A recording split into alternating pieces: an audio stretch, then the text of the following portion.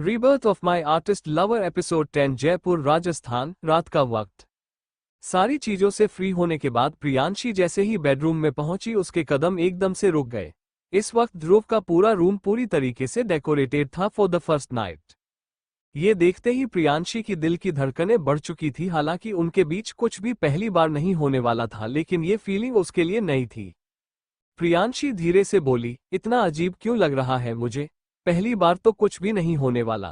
प्रिया फालतू नहीं सोचते, कंट्रोल। बोलकर उसने एक गहरी सांस ली और फिर सीधे जाकर ड्रेसिंग टेबल के सामने खड़ी हो गई। प्रियांशी ने जल्दी से अपनी चुनरी उतरकर एक कोने में रखी और वो धीरे धीरे अपनी सारी ज्वेलरी उतरने लगी। थोड़ी देर बाद वो खुद से बोली, अब सबसे मुश्किल काम प्रियांशी शर्मा अपने बालों आजाद करने का। बोलते हुए उसने सर हिला दिया और फिर वो धीरे धीरे अपने बालों के पिस खोलने की कोशिश करने लगी। प्रियांशी अपनी नज़र नीचे की अपने बालों में उलझी हुई थी कि तभी उसे अपने कंधे पर ठंडी उंगलियां महसूस हुई।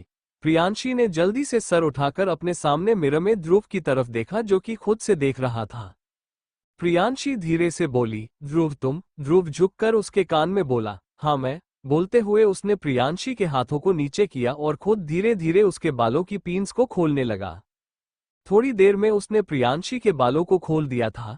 उसके बाद उसकी कमर तक बिखेर चुके थे। ध्रुव ने मिरर में प्रियांशी की आंखों में देखते हुए उसके बालों को एक तरफ किया और झुककर उसके कान में बोला, राविशिंग। इतना बोलकर उसने प्रियांशी के कंधे पर अपने होंठ टिकाए और धीरे धीरे उसे किस करने लगा। प्रियांशी ने कसकर अपनी आंखें बंद कर ली। ध्रुव के दोनों हाथ उसके कंधे से होते हुए नीचे गए। उसने प्रियांशी के दोनों हाथों को अपने हाथों में पकड़ा और उसे एकदम से अपने करीब खींच लिया। प्रियांशी कुछ बोलती कि तभी ध्रुव उसे एकदम से अपनी तरफ घूमकर बोला, एक भी शब्द नहीं जहनसीब। कुछ नहीं बोलोगी तुम? ये सुनते ही प्रियांशी ने अपना मुंह बंद कर लिया और उसने अपना सर झुका लिया। ध्रुव ने एक बार प्रियांशी के फोरहेड पर किस किया और फिर उसके चेहरे को अपने हाथ में भरते हुए वो धीरे धीरे उसके चेहरे तो पूरी तरीके को किस करने लगा। ध्रुव के होंठ प्रियांशी के फोरहेड से होते हुए उसकी आंखों के कानों तक गए और आखिर में उसने प्रियांशी के होठों को अपने कब्जे में ले लिया। प्रियांशी ने अपना हाथ उठाकर ध्रुव के बालों को मुट्ठी में भरा और वो पंजों के बल खड़ी हो गई। ध्रुव ने अपना एक हाथ प्रियांशी की कमर पर रख लिया और उसने उसे अपने बेहद करीब खींच लिया। थोड़ी देर बाद ध्रुव ने प्रियांशी के होठों को छोड़ा, तभी प्रियांशी धीरे से बोली, ध्रुव तुम? इससे आगे वो कुछ बोल पाती कि ध्रुव ने उसे एकदम से ब्राइडल स्टाइल में उठा लिया और उसकी आंखों में देखते हुए बोला, कहा ना जहनसीब, कुछ नहीं बोलोगी तुम? ये सुनते ही प्रियांशी हल्का सा मुस्कुराई और आगे बढ़कर उसके कान में बोली, ओके माय वैम्पायर किंग। ये सुनते ही ध्रुव हल्का सा मुस्कुरा दिया। ध्रुव ने आगे बढ़कर प्रियांशी को बेड पर लिटाया और अगले ही पल वो खुद उसके ऊपर आ गया। इस वक्त प्रियांशी की सांस बहुत तेज हो चुकी थी। उसके फोरहेड पर अपनी उंगली रखी और उसकी उंगली उसके फोरहेड से होते हुए धीरे धीरे नीचे सरकते हुए उसके गले से होते हुए नीचे जाने लगी। प्रियांशी धीरे से बोली, stop टीजिंग me Dhruv please. Dhruv sarcastically बोला, मैंने तो अभी तक शुरू भी नहीं किया जहनसीब। उद्धरण चिन्ह। ये सुनते ही प्रियांशी ने कुछ पल ध्रुव की आंखों में देखा और उसने अपना चेहरा दूसरी तरफ कर लिया। उसकी नजरें खिड़की से बाहर चांद की तरफ चली गई। आज फुल मून नाइट थी। ध्रुव ने एकदम से प्रियांशी के गाल पर बाइट किया। उसके ऐसा करते ही प्रियांशी के मुंह से हल्की सी आह निकल गई। उसने कसकर अपनी आंखें बंद कर ली। ध्रुव ने एकदम से प्रियांशी को पलटा और वो धीरे धीरे उसकी पीठ पर किस करते हुए नीचे बढ़ने लगा। प्रियांशी ने कसकर बेडशीट को मुट्ठी में भर लिया था। ध्रुव ने प्रियांशी के ब्लाउज के बुक्स को ऐसे ही खोला और अगले पल वो फ्लो पर पड़ा हुआ था। धीरे धीरे उन दोनों के पतन के सारे कपड़े जमीन पर पहुंच चुके थे। ध्रुव और प्रियांशी ब्लैंकेट के अंदर थे। प्रियांशी अभी भी गहरी सांस से ले रही थी और वो ध्रुव की आंखों में देख रहे थे। प्रियांशी एकदम से ध्रुव के चेहरे को अपने हाथों में भरकर बोली, आई लव यू। बोलकर वो हल्का सा उठी और उसने ध्रुव के फोरहेड पर किस कर लिया। उसके ऐसा करते ही ध्रुव ने अपनी आंखें बंद कर ली और धीरे से बोला, तुम समझ गई जहनसीब। प्रियांशी मुस्कुराते हुए बोली, जिस्मानी रिश्ता तो सब बना लेते हैं, पर मैं और तुम तो रूह से जुड़े हुए हैं ना। बोलते हुए वो मुस्कुराते हुए ध्रुव को देख रही थी। ध्रुव ने कुछ पल प्रियांशी की आंखों में देखा और फिर वो वापस से नीचे बढ़ गया। ध्रुव के होंठ प्रियांशी के कंधे से होते हुए नीचे जा रहे थे। उसके होंठ प्रियांशी के बदन के हर हिस्से को छू रहे थे। प्रियांशी की सिसकियां तेज होती जा रही थी। वो अचानक से बोली, ध्रुव धीरे। बोलते हुए उसने ध्रुव की तरफ देखा जो कि खुद उसे देख रहा था। ध्रुव अचानक से बोला, आई नीड इट जहानसीब, रोकोगी नहीं तुम मुझे? ये सुनते प्रियांशी ने एक बार बाहर चांद की तरफ देखा और ध्रुव को देखकर बोली, फुल मून, नहीं रोकूंगी, बोलकर वो आराम से बेड पर लेट गई। ध्रुव ने प्रियांशी के हाथों को छूते हुए उसकी उंगलियों से अपनी उंगलियां इंटरविंट की और अगले ही पल उसने प्रियांशी के कंधे में अपने फैंग्स धंसा दिए। प्रियांशी ने कसकर अपनी आंखें बंद कर ली लेकिन उसके मुंह से हल्की सी आह भी नहीं निकली। करीब 2 घंटे बाद प्रियांशी बेड पर लेटी हुई थी और वो ध्रुव को देख रही थी जो उसके बालों में अपनी उंगलियां चल रहा था। प्रियांशी उसका हाथ पकड़कर बोली, I love you, I love you, I love you, बोलकर वो एकदम से उठी और ध्रुव के गाल पर किस करके बोली, एक तुम्हारी तरफ से, एक मेरी तरफ से, एक हमारी तरफ से। ध्रुव कुछ पल रुक कर बोला, ओके जहानसीब अब सो जाओ, बोलकर उसने प्रियांशी को पूरी तरीके से ब्लैंकेट से कर दिया।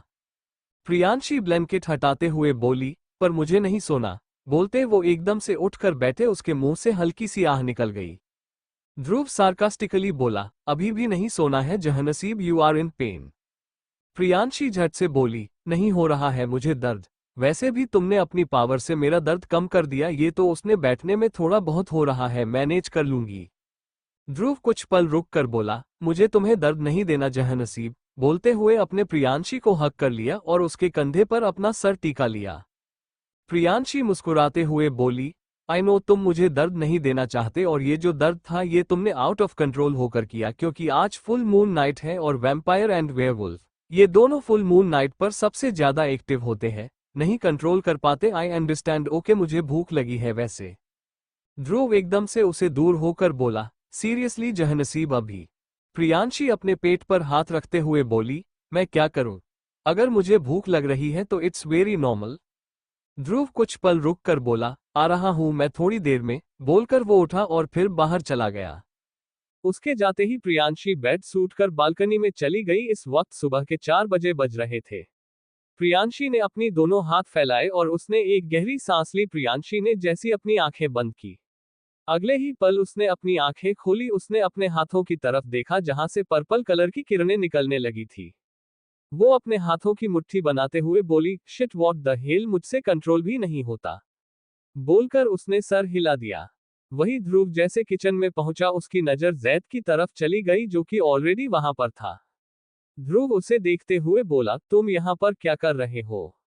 जैद हल्का सा मुस्कुराकर बोला, सोचो, मैं नहीं बताऊंगा। ध्रुव कुछ पल रुक कर बोला, रूहानी का बर्थडे स्टार्ट हो चुका है, मुझे पता है पर अभी 4 बजे बज रहे हैं जैद। जैद झट से बोला, but I want to surprise her, और ऐसे ही नहीं, मुझे उसे अच्छे से सरप्राइज देना है। मैं केक के बारे में सोचा क्योंकि उसे बेल्जियम चॉकलेट बहुत पसंद है, बट बनता कैसे मुझे नहीं पता। ध्रुव आई रोल करते हुए बोला, वेरी सिंपल, अपनी पावर का उसे करो बन जाएगा।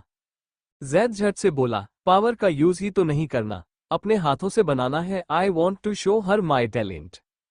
ध्रुव ने कुछ पल जैद को देखा और धीरे से बोला, पागल, I am giving you recipe, आराम से बन जाएगा, बोलकर ध्रुव ने फ्रिज से जूस निकाल और वो गिलास में जूस डालते हुए जैद को रेसिपी बताने लगा। ध्रुव की रेसिपी को फॉलो करते हुए जैद ने अपना काम शुरू कर दिया। थोड़ी देर बाद वो धीरे से बोला, फाइनली इट्स डन, बोलकर उसने बैटर सीधे अवन में रख दिया और फिर ध्रुव को देखकर बोला, thank you my brother in law. Dhruv कुछ पल रुक कर बोला, दोस्त बैटर है, बोलकर उसने ट्रेन में सैंडविच रखा और फिर जैद को देखकर बोला, मैं वापस जा रहा हूँ, ओके, और रूहानी को खिलाने के बाद सुला देना, अपने बर्थडे के दिन को वैसे भी सोना नहीं चाहती लेकिन थक गई होगी, बोलकर वो आगे बढ़ गया। तभी जैद धीरे से बोला, कैसे बेशर्म की तरह बातें करते हैं ये। ध्रुव एकदम से रुक कर बोला, इसे बेशर्म होना नहीं कहते, इसे फिक्रमंद होना कहते हैं और उसमें बेशर्मी वाली कोई बात नहीं है। आई नो क्या होना चाहिए था और शादी के बाद क्या होता है, ओके, बोलकर वो वहां से चला गया। उसके जाते ही जैद अपने काम पर लग गया। बेडरूम में पहुंचते ही ध्रुव ने बेड पर ट्रे रखा और फिर बालकनी की तरफ देखकर बोला, जहानसीब। ये सुनते ही प्रियांशी जल्दी से अंदर आते हुए बोली, तुम आ गए, भूख से ना मेरे पेट में दर्द होने लगा था, बोलते हुए जल्दी से बेड पर बैठकर उसने खाना शुरू कर दिया। ध्रुव ने एकदम से प्रियांशी के हाथ को अपने हाथ में लिया और उसकी हथेली को देखा जो कि हल्का लाल हो चुका था। प्रियांशी धीरे से बोली, मैं तो बस अपने हाथ फैलाकर खड़ी थी, फिर भी मेरी पावर आउट ऑफ कंट्रोल हो गई, पता नहीं कैसे। ध्रुव ने बिना कुछ बोले उसकी हथेली पर हाथ रखा और अगले पल प्रियांशी की हथेलियां बिल्कुल नॉर्मल हो गई। ध्रुव उसके चेहरे को अपने हाथों में भरते हुए बोला, तुम्हारी ह्यूमन बॉडी अडॉप्ट कर रही है पावर्स को। तुम इस चीज के लिए रेडी नहीं थी, इसलिए ये हो रहा है। जस्ट गिव योरसेल्फ टाइम, धीरे धीरे तुम सीख जाओगे। उद्धरण चिन्ह। प्रियांशी धीरे से बोली, पर वक्त ही तो नहीं है ना ध्रुव, तुम्हें मुझे परफेक्ट करना पड़ेगा। ध्रुव उसके बगल में बैठे हुए बोला, कल सुबह 10 बजे। ये सुनते प्रियांशी मुस्कुरा दी और वो चुपचाप खाने लगी। वही जैद जैसे ही केक लेकर बेडरूम में पहुंचा, उसने देखा कि रूहानी बेड पर बैठी हुई अपने फोन पर कुछ कर रही थी। जैद मुस्कुराते हुए बोला, happy birthday my newly वेडेड wife.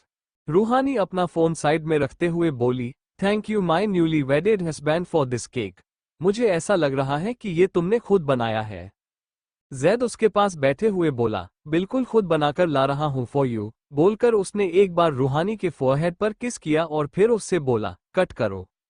रूहानी ने मुस्कुराते हुए केक कट किया और फिर जैद ने उसे केक खिलाया। रूहानी मुस्कुराते हुए बोली, वाह जैद मान गए, बिना पावर के भी तुम कुछ कर सकते हो।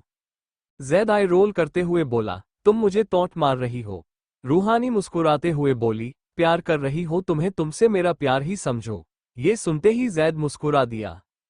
जयपुर राजस्थान। अगला दिन रूहानी इस वक्त आराम से बेड पर सो रही थी कि तभी उसे ऐसा लगा जैसे कोई उसे देख रहा था।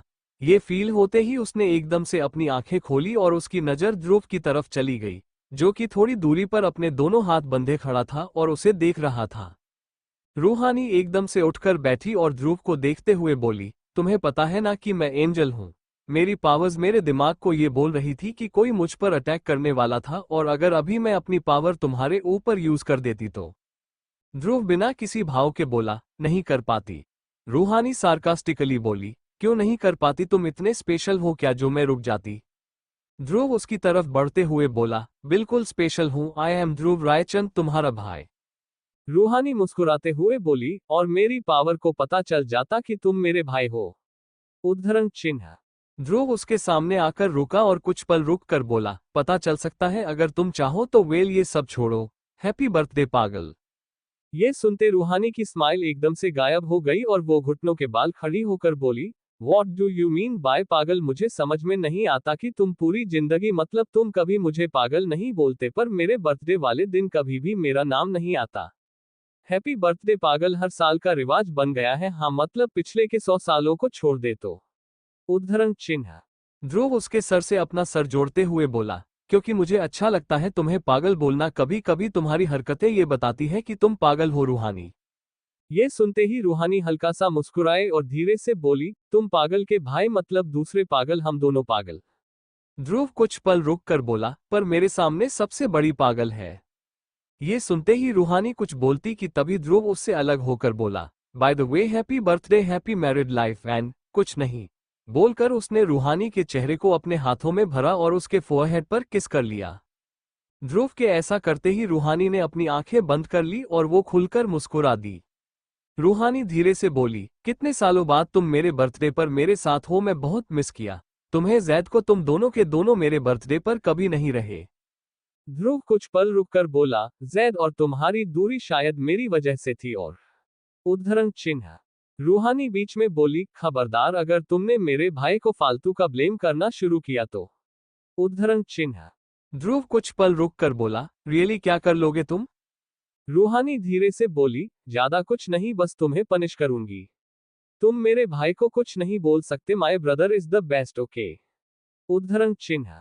बोलकर वो बेड से उठकर तुरंत वॉशरूम की तरफ भाग गई। उसके जाते ही ध्रुव ने सर हिला दिया और फिर वो भी बाहर चला गया। ध्रुव सीधे नीचे गार्डन एरिया में गया और वहां जाते ही उसकी नजरें प्रियांशी की तरफ चली गई, जो कि इस वक्त एक तरफ खड़ी थी और अपने हाथों को देख रही थी। तभी ध्रुव तेज आवाज में बोला, कंट्रोल के लिए सबसे पहले अपने दिमाग को शांत रखना जरूरी होता है जहानसीब। ये सुनते ही प्रियांशी ने मुड़कर ध्रुव को देखा और धीरे से बोली, तुम आ गए। मैं बस कोशिश कर रही थी पर नहीं हो रहा। ध्रुव उसकी तरफ बढ़ते हुए बोला, कोशिश ऐसे करनी होती है जहनसीब की वो कोशिश कामयाब हो, एक अनसक्सेसफुल कोशिश से तुम्हारा कुछ नहीं होने वाला। बोलते हुए वो प्रियांशी के पीछे आकर रुका। ध्रुव ने प्रियांशी के दोनों हाथों को पकड़ा और फिर धीरे से बोला, दिमाग शांत, क्लोज योर आइज। ये सुनते प्रियांशी ने एकदम से अपनी आंखें बंद कर ली। ध्रुव झुककर उसके कान में बोला, आसपास की आवाजों को इग्नोर करना सबसे पहले सीखना होगा, ताकि जब तुम खुद की शक्तियों को काबू करो तो कोई बाहर की आवाज तुम पर काबू न कर पाए। ये सुनते ही प्रियांशी ने गहरी सांस ली और वो धीरे धीरे अपना ध्यान केंद्रित करने लगी। थोड़ी देर बाद ध्रुव फिर से बोला, अपने हाथों को ऊपर करो। ये सुनते ही प्रियांशी ने अपने दोनों हाथों को सामने किया। धीरे धीरे उसके हाथों से पर्पल रंग की किरणें निकालने लगी थी। तभी ध्रुव उसके कंधों पर हाथ रखकर बोला, हाथ सामने। प्रियांशी ने अपनी हथेलियां को सामने किया, उसकी आंखें अभी भी बंद थी। तभी ध्रुव फिर से बोला, कुछ भी नहीं सोचना, बस इतना ध्यान रखो जहांनसीब कि तुम्हारे हाथों से जो किरणें निकल रही है वो सामने क्या असर करेगी वो तुम पर डिपेंड करता है। अगर तुम बर्बाद करना चाहती हो तो सामने वाले इंसान को खत्म करेगी, और अगर आप बात तो सामने वाले मरते को भी बचा सकते हैं। ये सुनते ही प्रियांशी ने एक गहरी सांस ली। धीरे धीरे उसकी करने सामने पौधे को छूने लगी थी। वो मुरझाया हुआ पौधा था जिसके फूल अब धीरे धीरे खिलने लगे थे।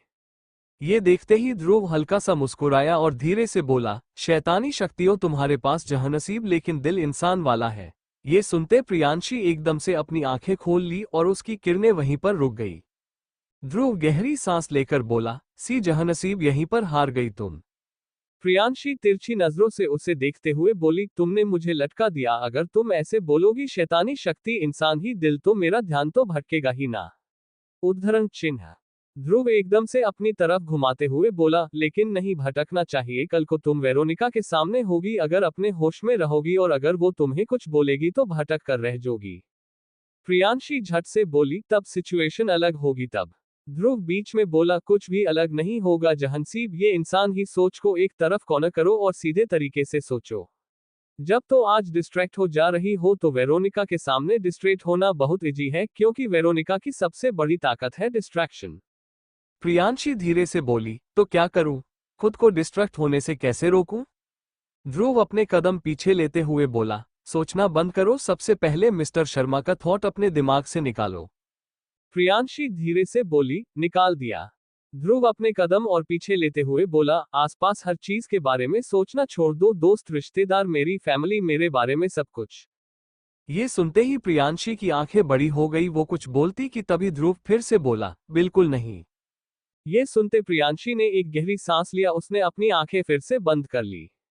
ध्रुव ने अपनी नजर चारों तरफ घुमाए और एक चुटकी बजाई उसकी। ऐसा करते ही वहां चारों तरफ एक लेयर बन चुकी थी। प्रियांशी ने अपने दोनों हाथ फैलाए और अब उसके हाथों की किरणें और तेज हो चुकी थी।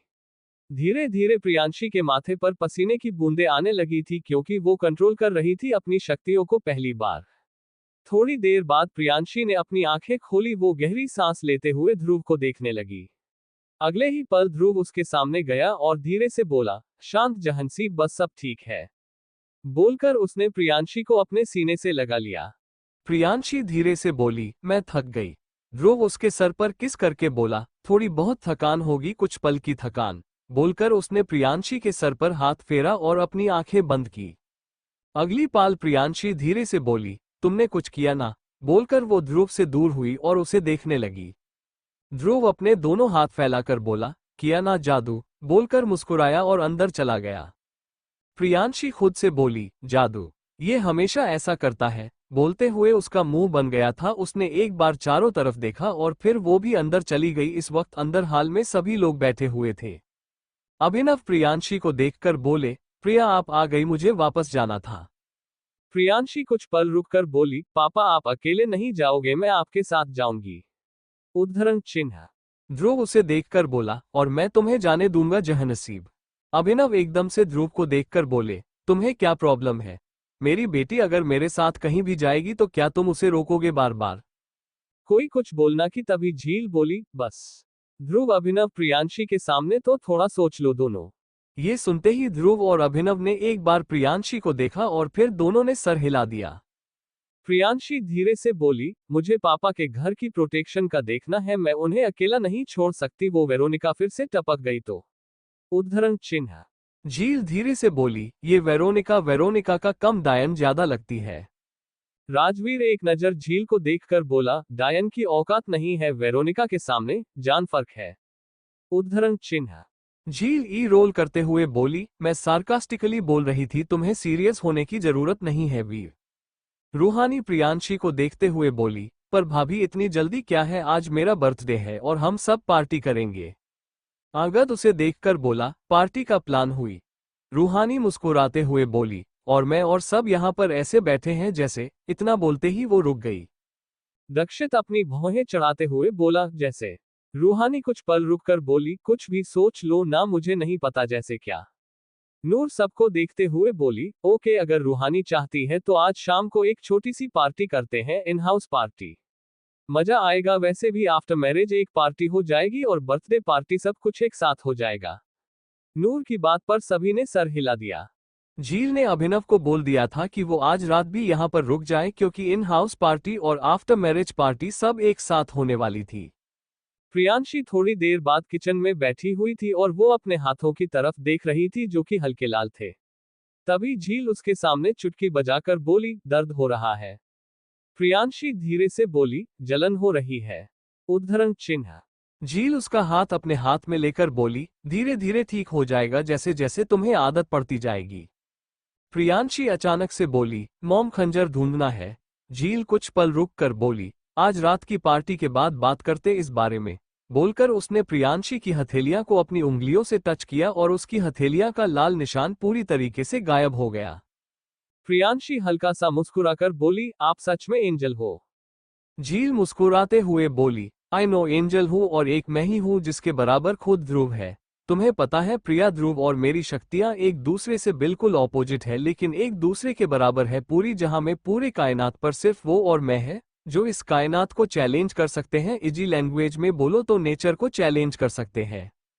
प्रियांशी कुछ पल रुक कर बोली, डैड नहीं कर सकते हैं, और रूहानी वो भी तो आपका ही अंश है। झील कुछ सोचते हुए बोली, रूहानी अंश तो है मेरा, शायद कायनात के कुछ नियम ऐसे हैं या फिर क्या, क्योंकि रूहानी सिर्फ एक एंजल है, वो मेरी बेटी है, लेकिन Dhruv who is the vampire king, वो डेमन रह चुका है। जब वो इस दुनिया में आया था वो एक बार हेवन और एक बार हाल जा चुका है। शायद कुछ चीज उसे अलग बनाती है, और रही बात वीर की, तो वो एक डेमन है, एक हेल किंग है, पर नेचर को कंट्रोल करना उसके बस में भी नहीं है। प्रियांशी धीरे से बोली, अच्छा हुआ कि ध्रुव और आपकी लड़ाई सब कुछ खत्म हो गई। अगर आप दोनों लड़के, दुनिया का क्या होता है। झील कुछ पल रुक कर बोली, तबाही होती। ये सुनते ही प्रियांशी ने सर हिला दिया। जयपुर राजस्थान, शाम का वक्त। प्रियांशी इस वक्त ड्रेसिंग टेबल के सामने खड़ी थी। उसने डार्क ब्लू कलर का गाउन पहना हुआ था जो कि बहुत सिंपल और एलिगेंट था। पार्टी की थीम डार्क ब्लू थी।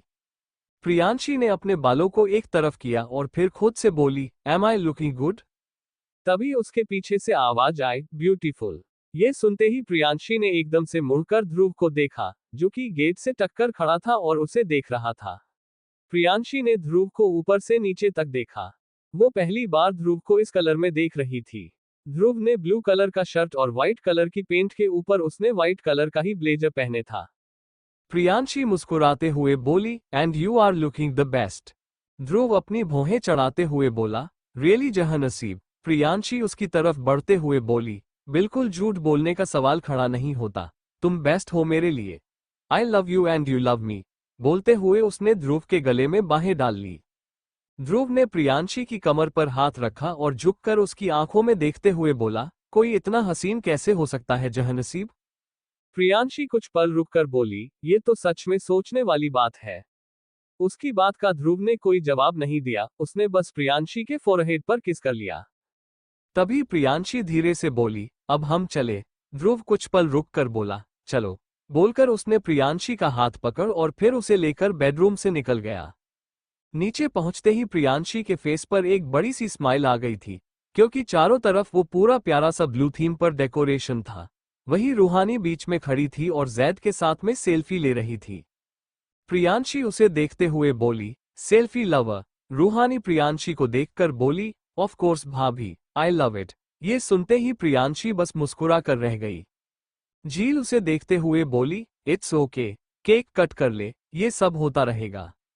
जैद रूहानी के हाथ से फोन लेते हुए बोला, मॉम, ये ऐसे नहीं सुनेगी, इसके हाथ से फोन लेना पड़ता है। रूहानी उसे तिरछी नजरों से देखते हुए बोली, तुम्हारी लैंग्वेज में सीधे तरीके से बोल रहे थे, मैं फोन रख देती। जैद उसे घूरते हुए बोला, पिछले आधे घंटे से बोल रहा हूं, फोन रख दो। तुमने सुना नहीं सुनना, रूहानी तो फोन नहीं मिलेगा।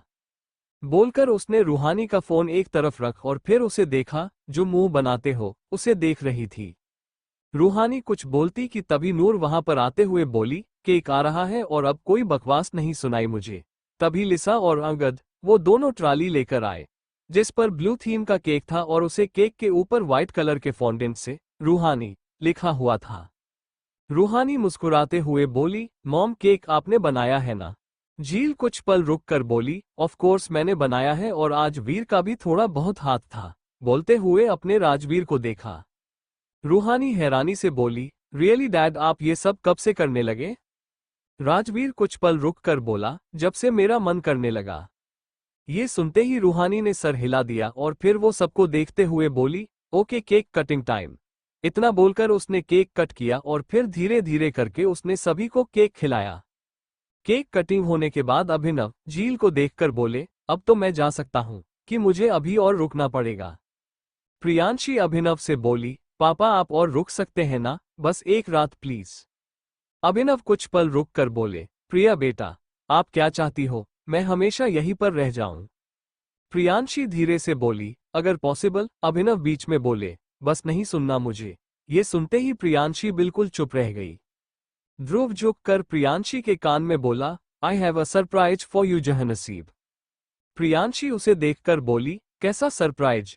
ध्रुव गहरी सांस लेकर बोला, टेरेस पर आ जाना। बोलकर उसने एक बार प्रियांशी के गाल पर किस किया और फिर वहां से चला गया। उसके जाते ही प्रियांशी ने सबको देखा। वो कुछ बोलती कि तभी झील ने उसे जाने का इशारा किया। प्रियांशी हल्का सा मुस्कुराई और वहां से चली गई। नूर प्रियांशी को जाते देखा, बोली, ये लड़की। झील बीच में बोली, छोड़ो ना नूरी, उनका अपना पर्सनल स्पेस है, थोड़ा एंजॉय करने दो। नूर मुस्कुराते हुए बोली, आई अंडरस्टैंड, भी समझ गई मैं। ये सुनते ही झील भी मुस्कुरा दी।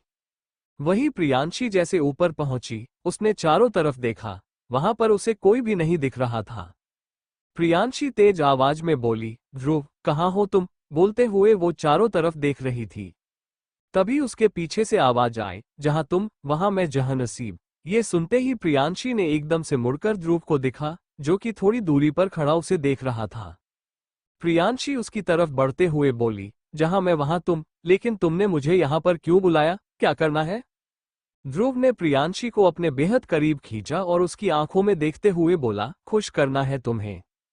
प्रियांशी मुस्कुराते हुए बोली, ध्रुव मैं तो खुश। ध्रुव बीच में बोला, ये खुशी तो तुम्हें हमेशा होगी Jahanseeb. I just want to surprise you अपने तरीके से। ये सुनते ही प्रियांशी गौर से ध्रुव की गोल्डन आइज में देखने लगी।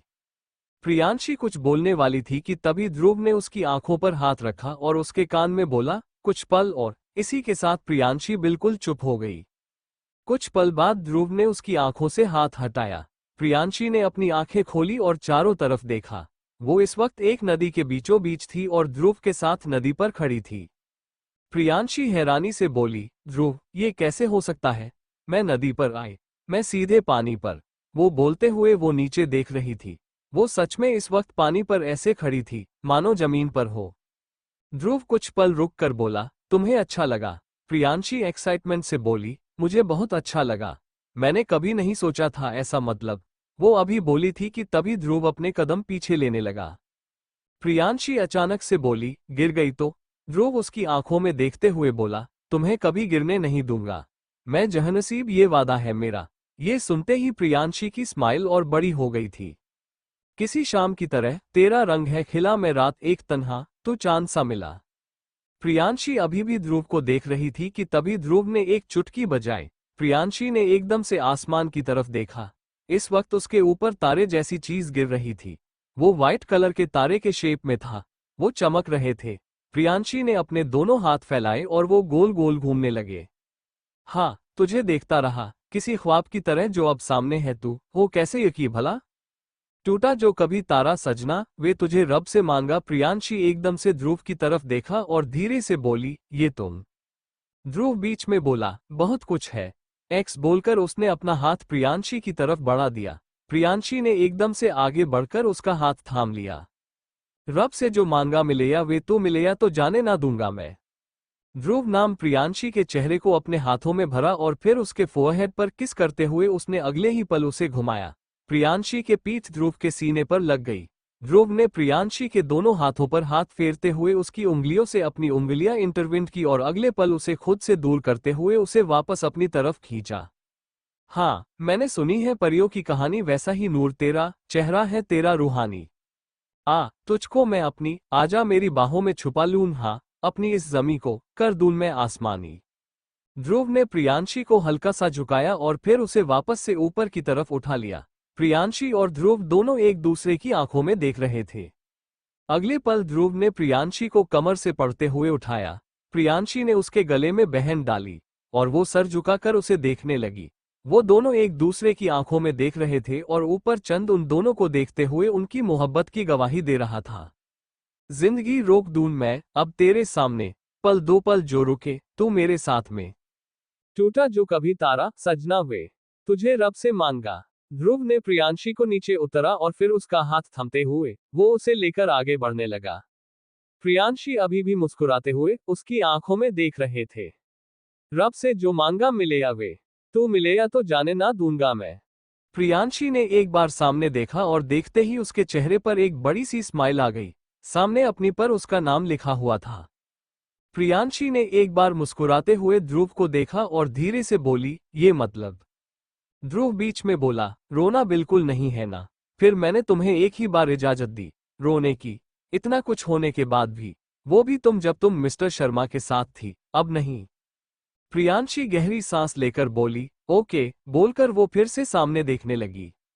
इतनी भी हंसी मैं नहीं, ओ यारा वे मुझसे भी हंसी। तो तेरा ये प्यार है कि तेरा मेरा प्यार, ये जैसे ख्वाब और दुआ, हाँ सच कर रहा इन्हें देखो मेरा खुदा। प्रियांशी एकदम से ध्रुव के चेहरे को अपने हाथों में भरकर बोली, आई लव यू।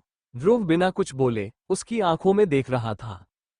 तभी प्रियांशी मुस्कुराते हुए बोली, एंड यू लव मी। ये सुनते ही ध्रुव हल्का सा मुस्कुरा दिया और उसने प्रियांशी के सर से अपना सर जोड़ दिया। टूटा जो कभी तारा सजना वे तुझे रब से मांगा। रब से जो मांगा मिलेया वे तू मिलेया तो जाने ना दूंगी मैं। ध्रुव धीरे से बोला, चाहत भी मेरी है, दीवानगी भी मेरी है, इश्क मेरा है और सादगी तेरी है। तू मेरी है और सिर्फ मेरी है, ये आदत मेरी है और तलब भी मेरी है। इजहार नहीं कर सकता लेकिन बातों में अपने इश्क को बयां करना खासियत मेरी है। उसकी बात सुन प्रियांशी बस मुस्कुरा दी। Thank you for listening. मुझे उम्मीद है आपको ये स्टोरी पसंद आई होगी। अगर आपको पसंद आई है तो प्लीज लाइक और कमेंट करना ना भूलें और मोर स्टोरीज के लिए सब्सक्राइब करें। मिलते हैं नेक्स्ट वीडियो में।